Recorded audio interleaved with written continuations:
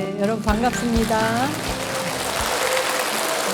오늘이 이렇게 여러분에게 무척 뜻깊고 아름답고 멋진 날이군요. 저를 안동까지 초대해서 이렇게 불러주셔서 진심으로 감사드립니다.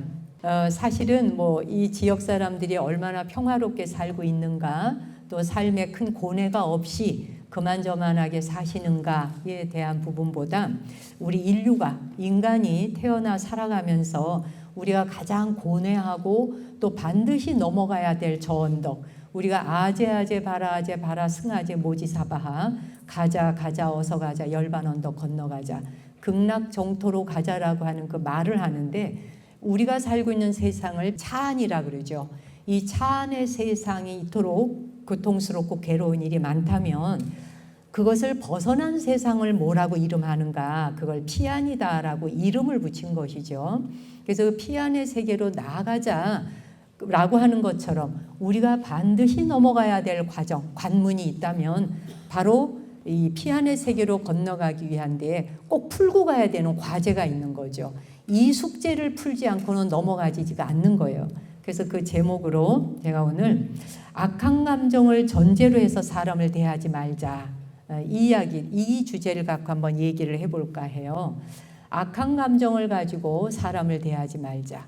그러면 여러분이 생각할 때 난 평소에 악한 감정 갖고 사람 대하지 않는데 난 그런 거 별로 없어 라고 생각할지 몰라요. 저도 그렇고 여기 계시는 여러분도 그렇고 악한 감정이라고 할 때 와닿는 이미지가 나 자신하고는 안 맞아 라고도 생각할 수 있어요. 그러나 사실은 우리가 절체절명의 순간에 딱 정말 그 어떤 공간과 그런 절명의 어떤 순간에 처해졌다라고 한다면 그런 순간에조차도 과연 우리가 악한 감정을 가지지 않고 살 수 있는가에 대한 거는 당해봐야 아는 거예요. 그렇잖아요? 당해봐야지 답을 할 수 있는 것입니다. 악한 감정을 갖는다, 악이라 그러죠. 악한 감정을 갖는다는 건 적대감을 가진다는 말이에요. 이거는 일단 대상이 있는 겁니다. 아시겠지만 악한 감정은 대상 없이 가지지 않잖아요. 네, 어떤 대상이 있어요. 그래서 내가 미워하고 싫어할 대상이 있어서 그 대상을 놓고 우리가 악의를 가지게 돼. 그런데 공격성은 좀 달라요. 공격성은 대상 없이도 가질 수 있는 감정이거든요. 그렇잖아요? 자기가 공격적 성향을 좀 갖고 있다. 내가 좀 공격적인 성향이야, 내가 공격적 성질을 가지고 있어 라는 사람이 반드시 악한 감정 때문에 공격성을 가지는 건 또 아니에요. 기질적으로 자기가 공격성을 가지는 경우도 있죠. 그래서 공격성이라고 하는 건 대상 없이도 가능한 감정인데, 악한 감정이라고 하는 건 내가 대상이 있는 겁니다. 미워하고 원한을 가지는 대상이 있어서, 그래서 자기도 원한을 갖고 또 상대방의 원한감도 부추기죠. 부추겨서 그 사람도 같이 함께 원한을 가지도록 해서 같이 계속 맞당겨서 싸우게 되거나 하죠. 공격성을 가지는 사람이라고 해서 악의를 품는 것은 아니다. 그냥 확 내지르듯이 한다 그래서 꼭 누구를 나쁘게 하려고 그러지 않는 경우도 있어요. 자기가 자기 감정을 이기지 못해서 그러는 경우도 있잖아요.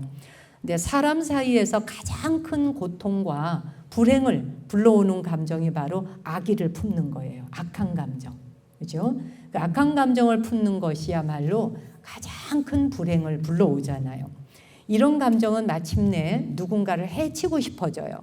그 해치고 싶은 데서만 끝나지 않아요. 그래서 누군가가 망가지기를 바라요. 그 상대가 잘못되기를 바라고 상대가 불행해지기를 바라는 것이 그게 악한 감정이에요. 악의를 가지게 되죠. 자, 이 악한 감정은 한 개인에게도 품을 수 있어요. 1대1로도. 내가 누군가 어떤 대상을 향해서도 품을 수 있고, 한 가정, 집안에서도 품을 수 있고, 집안 대 집안끼리 품을 수도 있어요. 시댁과 친가끼리도 악한 감정을 가질 수가 있는 겁니다. 그렇죠? 동네마다 또 악한 감정도 가질 수 있어요. 지역에 따라서도 가질 수 있어요. 어떤 조직이나 단체에서도 이 악의는 가질 수 있어요. 나아가서 국가와 국가 사이에도 가질 수 있어요. 종교와 종교 사이에도 가져요. 이것이 우리가 살아가고 있는 세상 속에서 인류가 건너지 못하고 있는 강이에요. 아직도 이 강을 건너지 못한 채 우리는 서성거리고 있는 거예요. 제가 다니는 곳마다 수도 없이 이런 말씀을 드리지만 100년, 200년, 1000년을 말한다 해도 우리가 피안으로 건너가지 못한다면 반드시 인류가 해결해야 할 이거는 감정의 하나이다 라는 생각을 합니다. 여러분도 동의하나요? 네, 이게 정말 무시무시한 일이거든요. 우리가 어떤 개인에 대해서 품는 악한 감정의 수준을 넘어서 이게 지역으로 넘어가고 그리고 또 그 지역으로 넘어가서 국가로 넘어가고 이러다 보면 어떻게 돼요? 고질병이 되죠, 이게. 우리나라 사람들이 겪는 그게 뭐 미국도 그렇고 일본도 그렇고 보면 그래요. 일본도 도쿄와 오사카가 있을 때 도쿄 지역에 사는 사람과 오사카 지역에 사는 사람이 서로가 무시를 해요. 오사카 지역에 사는 사람들이 사용하고 있는 언어가 사투리래요. 그 도쿄 지역 사람들 말이. 그래서 그 오사카 벤이라 그럽니다. 그래서 그쪽에 그 사투리를 쓴다고 무시를 해요. 네. 그래 무시를 받으니까 오사카 사람들이 도쿄 사람들을 똑바른 눈으로 보기가 또 어렵겠죠. 같은 땅덩어리 안에서도 그래요. 우리가 얼마나 이 고통스러운 시대의 세상에 태어나서 더 많은 고통을 우리가 불리면서 살아가는지에 대한 이야기를 하고 싶은 거예요. 예. 있는 것을 공제하고 살아가기에도 바쁜 세상에 우린 이걸 어마어마하게 늘려가면서 훈습하고 교육까지 해요. 또 대를 물려가면서, 그렇죠? 그 대를 물려가면서 집안에서 또 훈육을 합니다. 예.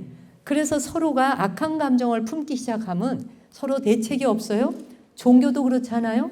기독교 요즘은 좀 덜한데 10년 전만 해도요. 부처님 오신 날 4월 초파일이 가까워오면 깊은 산중절에 있는 암자 같은 곳에 암자 앞에 이렇게 바위들이 있는 절이 많지 않습니까? 그럼 그 바위가 있는 앞에 제 도반이 있는 절에 실제 그런 일이 일어났었거든요. 암자 절 앞에 이제 등을 막 걸어놨는데 그 바위가 이렇게 있어요. 그 바위 있는 바위 제일 큰 바위를 골라가지고 그 바위에다가 붉은 페인트로 십자가를 더 그려놓은 거예요. 완전 대형으로. 예, 대형으로 십자가를 그려놓고 여기 이제 이 절이 망해야 된다는 거예요. 우리나라에 불교라고 하는 것이 1700년 역사라지만 실제로 한 2000년 됩니다. 2000년 역사 동안에 불교라고 하는 것이 이 나라의 문화적 배경이 되어 있고 베이스에 깔려 있기 때문에 우리는 종교 전쟁이 없는 것이다. 갈등은 있을 수 있어요. 서로 종교가 다르다 보면 신념의 차이, 관점의 차이 때문에 갈등은 올 수 있는데 그것으로 인해서 종교적 우리가 전쟁이 일어나진 않잖아요. 그렇죠? 뭐 사찰에다 대고 폭탄을 터뜨린다든지 교회나 성당에 가서 뭐 폭탄을 터뜨린다든지 이렇게 해서 뭐 사람들이 갑자기 뭐 사상자가 나게 한다든지 이런 사건이 우리나라에 없는 거잖아요. 저는 감히 말씀드리건데 이게 불교가 바탕이 되어 있는 가운데에서 심리적으로 우리가 자연스럽게 평화롭게 사는 걸 구축한 거예요. 불교 보통 욕합니까? 뭐 그냥 스님들을 완전히 뭐 승려 뭐 이런 거 없어요. 그냥 뭐 쭉 뭐 이래가면서 뭐 굉장해요. 그 스님들 가만 두잖아요. 뭐 직접 지나가면서 막 욕해도 내비둬요. 그걸 뭐 멱살 잡고 이러지 않아요. 뭐 스님들이 두루마기 있고 막 한판 승부하자 그러 이런 거 없거든요. 그냥 내버려둬요. 그렇죠? 이게 얼마나 지금 우리가 평화롭게 사는데 기여하고 있는지 아시라고요. 예? 그렇죠? 예. 그래서 사실 종교 이야기를 했지만 어떤 것이건 간에 이렇게 불교 또한 다른 종교에 대해서 적대감을 가질 수도 있겠지만 덜한 편이라고 저는 생각해요. 수용하는 능력이 굉장히 있죠. 어쨌건 뿐만이 아니라 일본과 중국과 한국도 3국이 저는 서로가 선의를 가져본 적이 없는 것 같아요. 어떠세요? 한국, 일본, 중국이 뭐 선의를 가지고 대한 적이 있나요? 적대적이거나 악한 감정을 드러내는 걸 너무나 당연하게 생각하잖아요. 특히 우리는 태어나자보자 우리 저기 6살 먹은 아이 같은 경우가 어떻게 하다 보니 이 땅에 태어났어요. 근데 제가 자라면서 학교 공부를 하기 시작하고 중학생쯤 되면은 역사를 배우고 뭘 하기 시작하면 일본에 대해서 무조건 미워해야 되는 감정을 배워요. 그렇잖아요? 예. 그리고 중국에 대해서도 사대주의 사상에서 우리가 겪었던 걸 잊지 않아야 되다 보니까 또 서로 간에 경계하면서 맞서는 게 없지 않아 있죠. 우리는 거의 의식하지 못하면서 살고 있지만 아기를 품는다라고 하는 게 매우 위험하고 우리는 그런 속에 살고 있음에도 불구하고 이 불구덩이 속에 살고 있지만 그걸 인식하지 못한다는 거지. 아까도 이야기한 것처럼 우리가 그런 적대감을 가지고 악한 감정을 가질 때 어떻게 돼요? 반드시 상대를 해치고 싶어 한다. 또 해침을 당할 수가 있다. 그 다음에 죽기를 바라는 마음 또한 일어난다. 자, 그래서 적대감을 가지지 않고 살려면, 악한 감정을 가지지 않고 살려면 의식하면서 살아야 된다는 말씀을 드리고 싶어요. 우리는 무의식적으로 반응하고 그냥 나와지거든요. 그래서 의식을 하면서 살아야 돼요. 아, 내가 혹시 그런 생각이 들어오고 있지 않나? 혹시 내가 그런 생각을 하고 있진 않나? 라고 말이죠.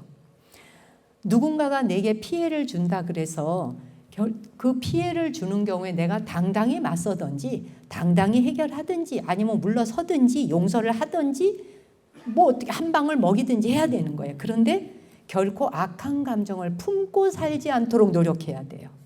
이게 굉장히 중요한 내용이에요. 우리가 인생을 살면서 누군가에게 복수하고 싶다, 보복하고 싶다, 그 사람 잘못됐으면 좋겠다라는 마음을 가지고 하루를 살고 1년 살고 2년 살고 10년 살고 20년 살고 그렇게 해서 나이를 90살, 100살을 먹었다고 생각해 보세요. 그 인생의 100살을 살아온 생애가 얼마나 끔찍하고 불행한가요? 그렇지 않아요, 여러분? 네. 그래서 내 자신이 누군가를 그렇게 복수하고 보복하지 않고 또한 미워하고 싫어하지 않을 수 있도록 살아갈 수 있도록 의식하면서 살아야 된다. 네. 어떤 점에서 너무 많은 것을 우리가 해결하지 않고 차곡차곡 쌓아두면서 살다 보면 자기도 모르는 사이에 남을 쳐다보면서 판단하고 비판하면서 미워하는 것이 그냥 몸에 와닿은 피부에 와닿은 옷 입은 것처럼 너무 자연스럽게 스밀 수가 있어요. 그러니 내가 타인에게 악한 감정을 품지 않는 것도 중요하지만 이 말은 꼭 기억해 주시면 좋겠어요. 내가 악한 감정을 남에게 가지지 않으려고 노력하는 것도 중요하지만 내가 모르는 다른 사람이 또는 내가 아는 사람이 나에 대해서 악한 감정을 품지 않도록 살아갈 수 있는 것이 더욱 중요한 거예요. 여러분 자신을 한번 돌아보세요. 여러분의 인생에 있어서 누군가가 여러분 자신에게 단 한 명도 나에게 악한 감정을 가진 사람이 없어 라고 대답할 수 있을런지 모르는 일이죠. 그렇죠? 모르는 일일 뿐만 아니라 사실은 내 자신이 뭐 남한테 악한 감정을 가지게 하려고 했던 행동이 아닌데 누군가에게 내가 악한 감정을 상대방이 생각지도 않은 곳에서 말 들을 때 있지 않나요? 그럴 때 있죠. 전혀 예상도 못했는데 누군가가 나에 대해서 너 그때 어쩌고 저쩌고 해서 너 꼴도 보기 싫었어. 뭐라든지 황당할 때 있으시죠. 이게 인생이에요, 여러분. 정말. 그래서 오늘 이 강의가 끝날 때 꼭 기억해 두실 말이 그거예요. 내가 타인에게 악한 감정을 품지 않는 것 중요하다. 그러나 더 중요한 것은 다른 사람이 내게 악한 감정을 품지 않도록 살아가는 것이 더욱 중요하다. 그냥 이 문장은 오늘의 본문으로 그냥 딱 머리에 외우자고요. 한번 따라해 볼까요? 네. 내가 타인에게 악의를 품지 않는 것도 중요하나 다른 사람이 내게 악한 감정을 품지 않도록 살아가는 것이 더욱 중요하다.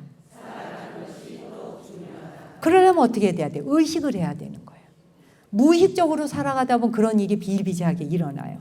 여러분도 잘 아시는 칸트라는 철학자 있죠. 칸트가 했던 말을 한번 빌려서 말씀드려 볼게요. 칸트가 악에 대해서 그런 말을 해요.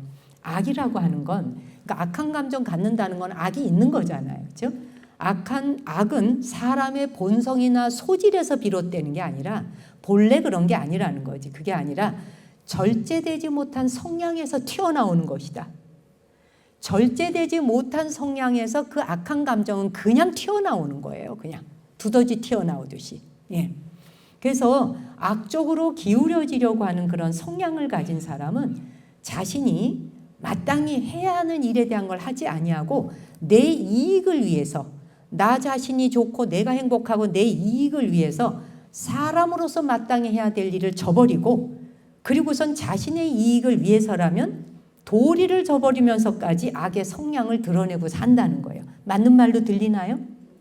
악을 저지르게 되는 거는 자신만을 위하고 또 나만을 사랑하는 것에 도취되어 살기 때문에 일어나는 거라 그래요.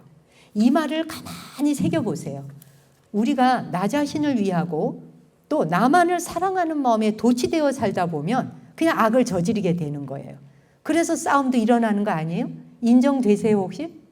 예.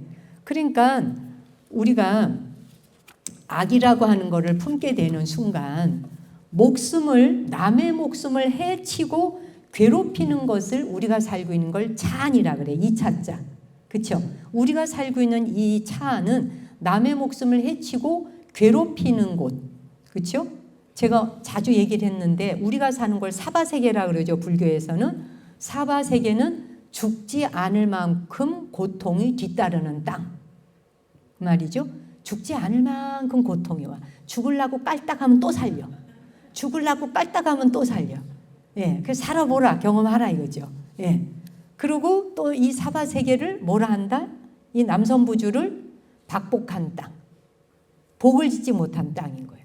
우리 이렇게 복이 많은데, 대한민국이 얼마나 복이 많은데, 요즘에 서양 사람들, 외국인들이 우리나라에 왔을 때 특히 한국 음식에 환호하고 한국의 화장실 문화에 환호하고 화장실에 식당 갔을 때 공짜로 물 주는 거 환호하고 반찬 리필 마냥 되는 거 환호하고 깜짝깜짝 놀라서 거의 기절 초풍을 하려고 그래요.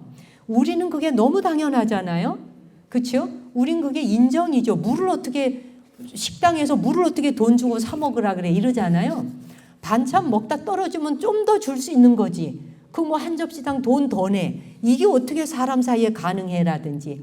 어째서 한국이 이렇게 교통부터 시작해서 모든 것들이 대단한 이 정말 괴롭고 고통스럽다는 이 사바세계에 이렇게 살기 좋은 나라를 만들고, 그래서 그 서양의 20대 30대 젊은 사람들이 그래요.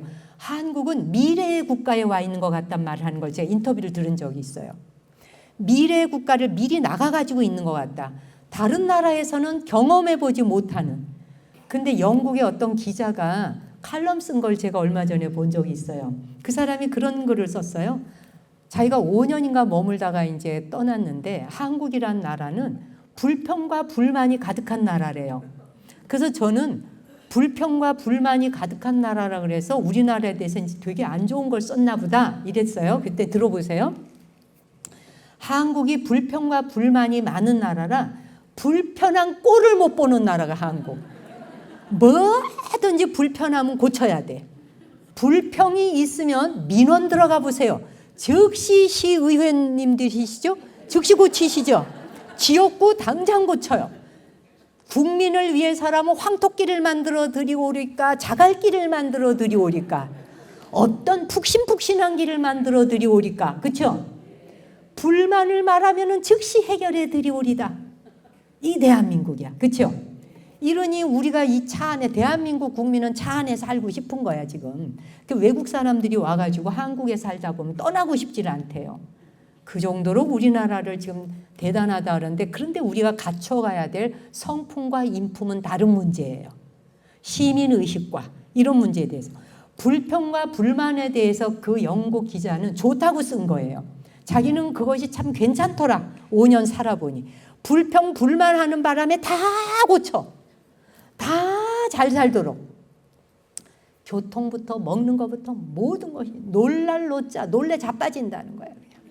놀래 자빠진대 한국은. 도대체 어떻게 이런 나라가 존재할 수 있느냐. 그리고 공짜가 왜 이렇게 많으냐. 막 와이파이 빵빵 터져. 그런데도 우리는 아직도 공짜에 굶주려 있어요. 자, 이렇게 남의 목숨을 해치고 괴롭히는 것을 차안이다라고 하는데, 남의 목숨을 해치지 아니하고 괴롭히지 않는 곳을 피안이라 그래요. 아시겠지? 그리고 거짓되고 삿되고 허망한 견해로 살아가는 곳을 차안이라 그래. 그렇죠? 진실하고 바르고 헛되지 않게 살아가는 곳을 피안이라 그래요. 그래서 우리는 그토록 차 안에 살고 있으면서 피안을 그렇게 목말라 하는 거예요. 그렇지 않아요? 사람이 살아가면서 원한을 가지면서 산다고 하는 것처럼 사실 괴로운 게 없는 거예요. 미운 사람이 있다는 거지. 악한 감정을 가지고 내가 진짜 진저리 처지도록 미워하는 사람이 있다는 거죠. 그래서 제가 이제 며칠 전에 제가 공부하고 있는 박문호 박사님이라는 분이 저한테 좋은 책을 항상 소개해 주세요. 정말 감사하게 생각하는데 너무나 저로서는 도저히 만나볼 수도 없는 굉장히 좋은 책들을 소개해 줘서 인생에 자기에게 뭔가 멘토 역할을 해주시는 분들 있잖아요. 좋은 길을 열어주는. 근데 이제 그분이 좋은 책 소개해 주는데 바로 이틀 전에 만난 책이에요. 사람을 안다는 것이라는 제목인데 기회 되면 한번 사서 보시면 좋을 것 같아요. 저도 지금 거의 다 읽어가는데 사람을 안다는 것. 데이비드 브룩스라고 하는 사람이 쓴 거예요. 이 사람이 이제 이 책 자체가 How to Know a Person. 사람을 안다는 것. 내가 과연 사람을 아는가? 우리가 사람 아는가를 묻기 전에 자기를 아는가를 먼저 물어봐야 돼요. 내가 나를 아는가? 알면 뭐를 얼마나 아는가? 확 은산철벽처럼 막혀요, 여러분. 내가 나를 아느냐? 그대가 옆 사람을 아는가? 옆 사람 잠시 보고 인사 한 번만 해보시죠. 안녕하세요 라고 반갑습니다 라고 한 번만 해보세요. 안 봐지죠? 옆 사람 쳐다보는 게 어색하죠? 예. 안 봐져요. 눈 뜨고 못 봐요. 그렇죠? 예. 인사하셨어요? 예. 인사했어요. 우리가 그냥 인사를 했을 뿐이에요. 근데 내가 그 사람을 아는가? 몰라요. 이미지만 보고 저 사람 좋다 나쁘다 그냥 바로 이 뇌가 판단하죠. 이 브레인은 1초도 안 걸려요. 0.1초도 안 걸려서 바로 판단해요. 그 사람을. 저 사람은 어떤 사람이라고. 이건 사람 아는 게 아니죠. 어쨌건 다시 돌아와서 사람을 안다는 것. 이 사람이 왜 이 책을 썼냐 하면은 저널리스트인데 자기하고 엄청나게 우정을 나누는 친한 친구가 의사인데 진짜 뭐 너무나 막역한 사이야. 가족과 가족이. 근데 이 친구가 우울증에 빠졌어요. 우울증에 빠졌을 때도 잘 지냈어요. 그랬는데 그 친구가 자기가 우울증에 빠진 친구를 도와줘 보려고 여러 가지 노력을 했어요. 그게 다 헛발질이었던 거예요. 그 헛발질이었다는 걸 깨달을 즈음에 이 친구가 자살했다는 소식이 들려와요. 그 친구가 자살했다고 하는 그 말을 듣는 순간 자기가 사람에 대해서 뭘 알고 있었는가에 대해서 완전히 뒷방망이 범종으로 한 대 두드려 맞으면서 화두처럼 다가온 거예요. 내가 그렇게 친하다는 친구에 대해서 뭘 알고 있는 건가? 이 사람이 죽음으로 내몰릴 정도로 갖은 방법을 더 써봤지만 효험이 없었던 내가 사람을 안다는 게 과연 아는 것인가? 라는 생각을 하게 되는 거예요. 우리가 누군가한테 악한 감정을 가질 때 진짜 그 사람을 알면 악한 감정 가질 수 있을까인 겁니다. 우리는 사람으로 그 사람으로 돌아가서 그 사람의 인생을 살아본다면 어느 누구한테도 돌멩이 던지지 못한다 그러잖아요. 그렇죠? 어느 누구한테도 손가락질 할 수 없고 어느 누구한테도 죄목을 덮어 씌울 수 없는 일들이 너무 많은 거예요. 그 사람의 인생으로 들어갔을 때 사람을 안다는 것. 이게 과연 뭐냐는 거지. 우리가 누구를 친하게 안다 해도 심지어 부부 사이 부모가 내 새끼를 낳았어. 자식을 낳았어요. 내가 피와 살을 나누고 키웠지만 내가 내 자식을 아는가? 알 방법이 없어요. 전체를 알 수가 없어요. 단 한 사람도 우리는 죽을 때까지 알지 못하고 간다는 거예요. 죽을 때까지. 단 한 사람도. 근데 단 한 사람 속에 누가 들어가? 자기가 포함돼. 나 자신을 끝까지 모른 채 죽어요. 나 자신을. 그래서 이거 알고 공부하자고 불교에서는 자기 아는 공부하자는 거 아니에요? 주인공 공부, 주인공 찾아라. 본래 면목자리. 그렇잖아요? 부모 미생전. 부모의 몸으로부터 태어나기 이전에서부터 너는 무엇이었는가를 고뇌해봐라. 생각하라. 그렇잖아요? 적대감을 내려놓을 수 있는 유일한 방법. 악한 감정을 가지지 않을 수 있는 유일한 방법. 그것은 우리는 누구도 상대를 온전히 알지 못한다라고 하는 것으로부터 출발할 때 가능한 거예요. 연불 외우듯이 해야 되는 거예요. 나는 저 사람에 대해서 아는 바가 없다. 나는 내 자식에 대해서 전혀 아는 바가 없다. 내 아내에 대해, 내 남편에 대해 나는 아는 바가 없다. 모른다와 안다의 차이가 얼마나 극명하게 사람을 인간적으로 다른 존재를 만들 수 있는지를 우리는 우리 자신에게 물어봐야 되는 거예요. 내가 누군가에 대해서 안다는 거. 알 때 얼마나 겸허해지겠어요. 내가 나 자신에 대해서 알 때 얼마나 경외감이 느껴지겠어요. 내가 나에 대해 안다는 것, 상대에 대해서 안다는 것, 그날이 그날인 존재로 보이겠느냐.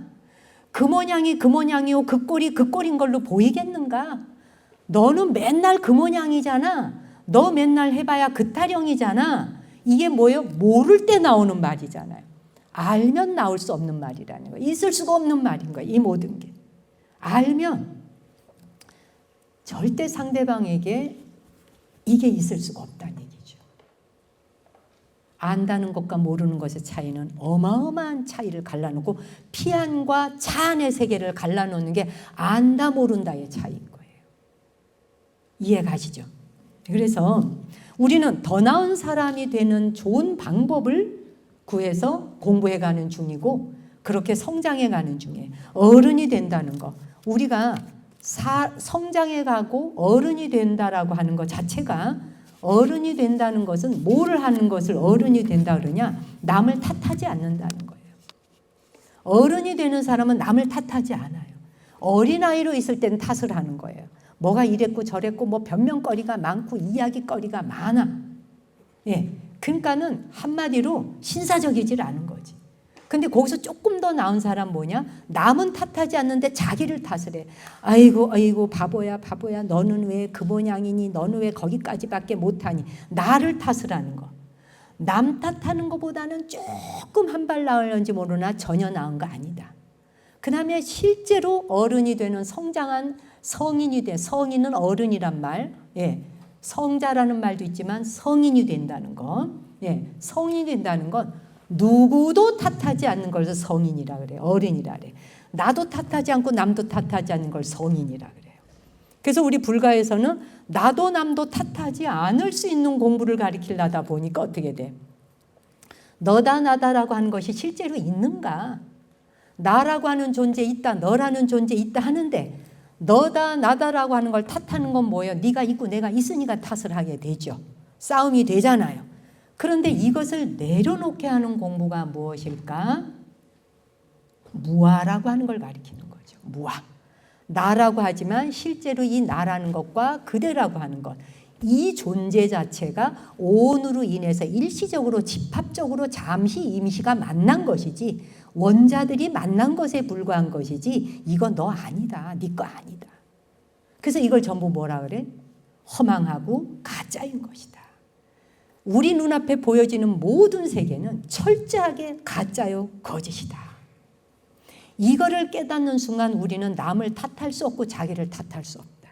왜 그러면 우리는 이렇게 철저하게 거짓된 세계와 가짜의 세계를 파노라마처럼 펼쳐놓고 우와 멋있다, 우와 판타스틱이야, 뷰티풀 이러고 살까? 이 뇌가 생존 때문에 살라고 그렇게 가짜의 세계를 만든 거죠. 가짜의 세계를 철저하게 뒤집어 씌워놓고 만들어 놓고 야, 너 그렇게 믿어. 진짜라고 믿어. 그리고 진짜의 세계는 없어. 들여다보지도 말어. 이게 누가 하는 거야? 에고. 아상이 하는 것이죠. 나라고 하는 상이 너라는 상 만들고 나 이렇잖아? 너 저렇지. 아상, 인상을 만들어 놓고 이때부터 이제 시소 게임을 하기 시작한 거죠. 여몽 한 포령이 될 리가 없는 거예요. 우리 눈앞에 보여주는 세계가 나도 있고 그대도 있고 의자 있고 마이크 있고 테이블 있고 뭐 무대 있고 다 있는데 어떻게 이것이 가짜의 세계일 수가 있어. 내 눈앞에 현현이 드러나 있는데 이게 어떻게 가짜의 세계야. 우리 인류는 우리가 살기 위해서 우리가 이 세계를 만들었어요. 만들어 놓고 그 연극 무대에서 우리가 스스로 배역을 맡아서 연극 무대에서 한바탕 연극을 하고 있는 거예요. 왜 불교에서는 이 세계가 연극 무대라 했을까? 만들어 놓은 세상이고 누가? 에고가, 아상이 만들어 놓은 세상 속에서 우리는 철저하게 그걸 진실이라고 믿고 산다는 거죠. 그와 같이 우리가 사람에 대해서도 이미지로 그 사람을 바라보면서 바로 평가를 내려버리죠. 인상을 보는 순간 자기가 사기를 당한 적이 있다. 그럼 자기가 사기당한 적이 있는 사람하고 인상이 비슷하면 그 사람도 사기꾼일 가능성이 거의 99.99%. 그렇죠? 자기가 뭔가 뒤통수를 맞아본 적이 있고 배신당한 적이 있다. 근데 그 이미지가 비슷하면 저 사람은 배신할 확률이 높아. 인상이 저렇게 생기면. 자, 어쨌든 그런데 하물며 이 가짜로 만들어져 있는 이것을 나라라고 철석같이 믿고 여기 달라붙어 있는데 얘 애지중지하느라고 거의 아침부터 얘 시중 드는 걸 생각해봐. 얘 머리 감아줘야 돼, 양치질해야 돼, 세수시켜줘, 화장해야 돼. 여기 온다고 또 이쁘게 따듬어줘야 돼, 입혀줘야 돼, 먹여줘야 돼, 아프다면 병원 데려가야 돼, 뭐 눈 안과부터 치과부터 오만 데 다 모시고 다니면서 시중 들어야 돼. 이거 하나 부처님 공양하듯이 하다 한 생에 끝나죠, 여러분. 그래도 끝이 안 나. 얘는 만족을 모르거든요. 그렇죠? 가짜로 만들어 놓은 이 존재가 진짜라고 믿고 우리는 거기에 헌신하고 봉사를 하고 스스로 자기한테 실망을 하는 거예요. 그러니 이분이 그 얘기를 해요. 데이비드 브룩스가 남한테 실망하지 말라. 타인에게 실망할 거 뭐 있냐. 네가 하염없이 너 자신한테 실망하면서 네가 너한테 실망하고 있는데 뭔 남한테 실망할 거 있냐. 맞는 말이죠. 남한테 실망할 거 없다는 거야. 자기 자신한테 대해서 끊임없이 실망하고 있는데 뭔 남한테 실망하겠느냐. 그런 얘기를 해요. 정말 참 맞는 이야기이기도 하고요. 우리 왜 여러분 우리 조선시대 왕 중에서 정조대왕 알죠? 정조대왕에 대해서 여러분도 많은 정보를 갖고 있고 아실 텐데 그 정조가 아버지 사도세자가 이제 그 뒤주에 갇혀서 이제 8일간인가 8일 동안 서서히 죽어가는 모습을 정조는 아들로서 지켜봐야 됐잖아요. 그 어린 나이에 5살, 6살 몇 살 안 되는 나이에 아버지가 바로 무슨 사건으로 요즘 같은 교통사고로 돌아가셨다든지 뭐 병이 들어 갑자기 돌아가셨다든지 이게 아니라 8일 동안 멀쩡한 아버지가 뒤주 속에 들어가서 물도 못 먹고 햇빛 쨍쨍 내리 쪼이는 곳에서 그냥 쪼이다가 죽어가는 모습을 자식이 똑똑히 그거를 확인해야 되는 순간에 얼마나 원한감과 원망감과 적대감과 적의와 악의를 품을 수 있는 조건이 돼요, 안 돼요? 되죠. 그런데 정조가 그런 악의를 품었어요, 안 품었어요? 왜 안 품었어요? 그야말로. 자, 어린 시절에 그 주변 어른들이 다 그랬대요. 어떻게 6살, 7살밖에 안 된 어린아이가 이렇게까지 할 수 있을까 그럴 정도로 너무나 훌륭하게 사는 거예요, 걔가.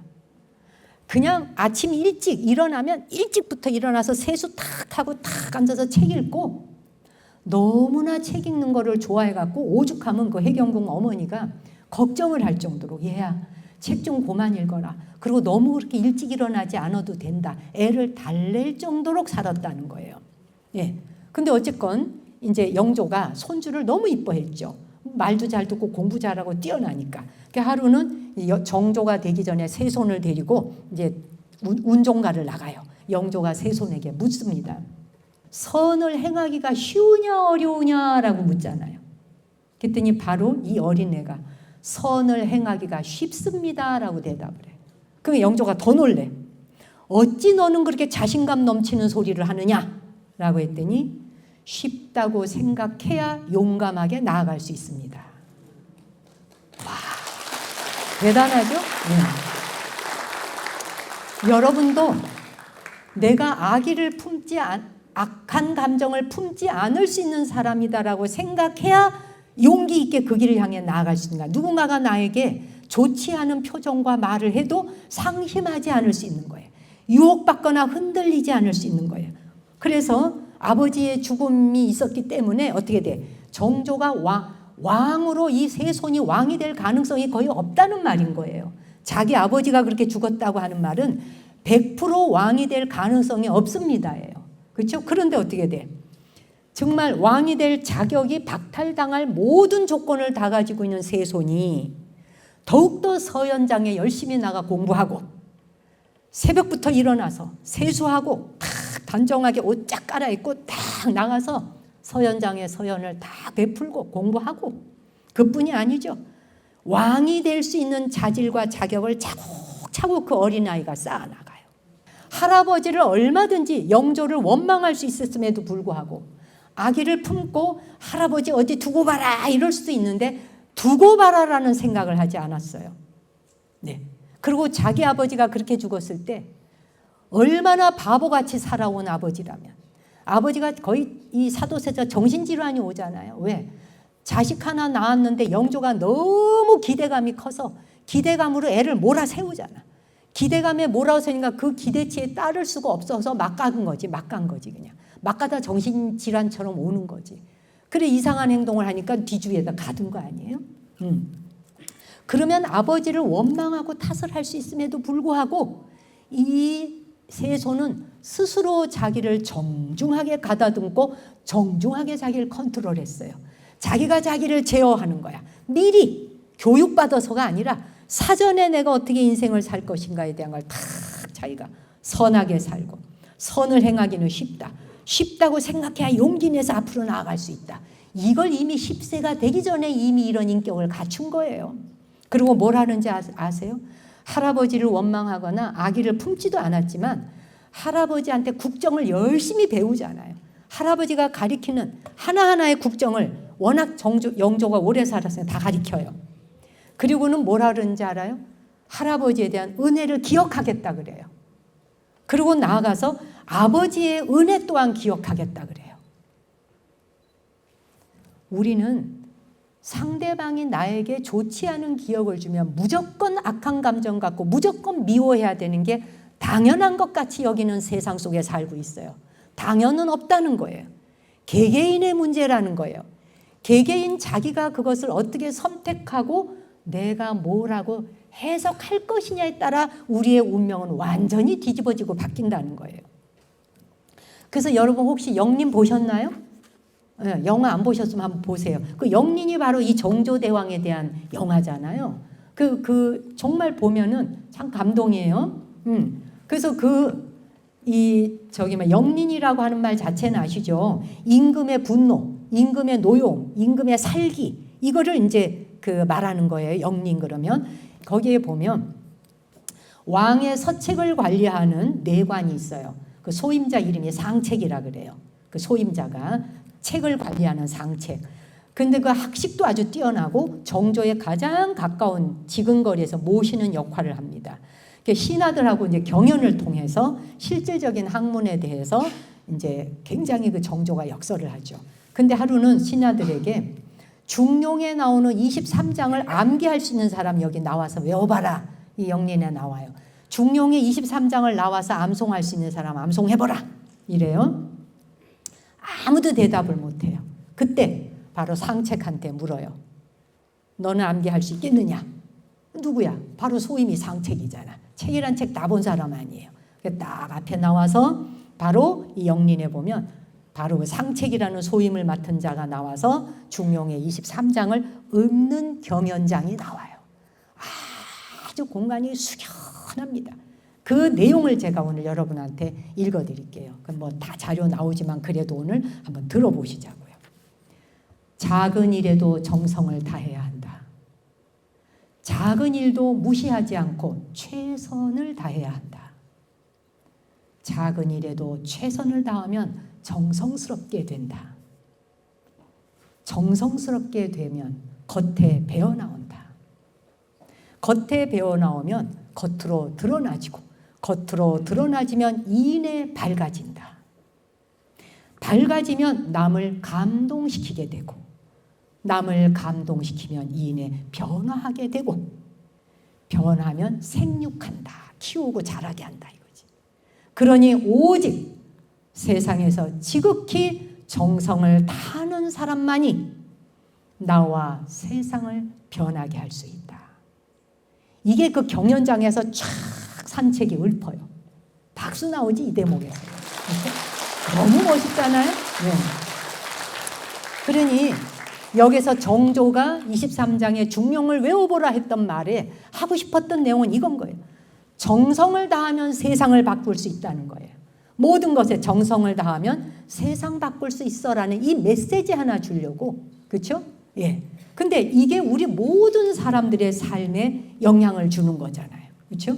아까 제가 이야기한 것처럼 강원국이라는 사람이 일생 목숨을 걸고 자기는 말 잘하는 법을 배우겠다. 말 잘하는 것으로 죽는 날까지 훈련하겠다 했는데 이 데이빗 브룩스라고 하는 데이비드는 사람을 안다는 것에 일생을 바치겠다 그래요. 사랑 공부하는 거. 사랑 공부하는 거에 생애를 바쳐서 하겠다. 자, 그래서 사람을 안다고 하는 거 말도 잘 배워야 되고 말하는 법을 배워야 돼. 말 잘하는 법을 배우다 보면 사람을 알아가지는 거예요. 그렇잖아요? 네. 그래서 사람 알아간다라고 하는 게 쉬운 것 같지만 사람 알아가는 게 가장 어려운데 이 공부가 이 공부해야 된다는 거예요. 그 공부를 하지 않고는 우리가 이 세상을 살아갈 길이 없는 거예요. 그래서 오늘 이 자리에 오신 여러분께서는 일생을 바쳐서 내가 뭐를 하고 싶은 게 있는가 하나를 정해보세요. 여러분 뭘 하실래요? 일생에. 앞으로 남아있는 생애에. 뭐를 하실래요? 지금 이 사람이 했는 말을 배워서 해도 돼. 나 말 연습하는 걸로 일생 바쳐보겠다. 아니면 사람 아는 공부해보겠다. 또는 악한 감정 품지 않고 사람 대하는 법 일생 걸쳐서 공부해보겠다. 오늘의 주제예요, 이게. 내가 누군가에게 악한 감정을 품지 않고 사람 상대하는 것. 내가 악한 감정을 품지 않는 훈련을 하다 보면 나 자신에 대해서도 내가 굉장히 경외심이 생기고 공경심이 생기겠죠. 우리 불가에서는 우리 스님들 와 계시지만 스님들이 아침마다 새벽 예불부터 예불 모시고 하루에 3번씩 기도를 해요. 불자들은 초하루 법회나 무슨 날이 되면 여기 축서사 다니시는 분들 많이 계시죠? 이런 기도 날이 되거나 정진 날이 되면 절에 갑니다. 그러면 세상 만물에 미물에 이르기까지 모두 악한 감정 품지 아니하고 자비심을 실천하겠다는 뜻으로 예불 모시고 기도하고 정진하는 거 아니에요? 그렇잖아요. 요만한 기어다니는 미물 하나에게까지도 내가 악의를 품지 않겠다. 악한 감정 품지 않고 살겠다는 게 우리 생애를 목숨 걸고 해야 되는 공부인 거예요, 이게. 예, 그래서 인식을 해야 되는 거예요. 그래서 예불을 모실 때 차를 올리면서 하는 연불이 있어요. 이제 마지막 마무리해 드릴게요. 예불 모실 때 차를 올리면서 하는 개송을 다계라 그래요. 차다자의 개송계자 다계. 그 다계에서 사시기도에 이제 올리죠.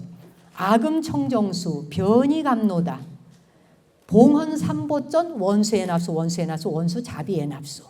그 다음에 새벽 예불이나 이럴 때는 이제 닭이 그 차물을 올리거나 공양 올라가지 않을 때는 계양정양 해양 해탈양 이렇게 나가죠. 예.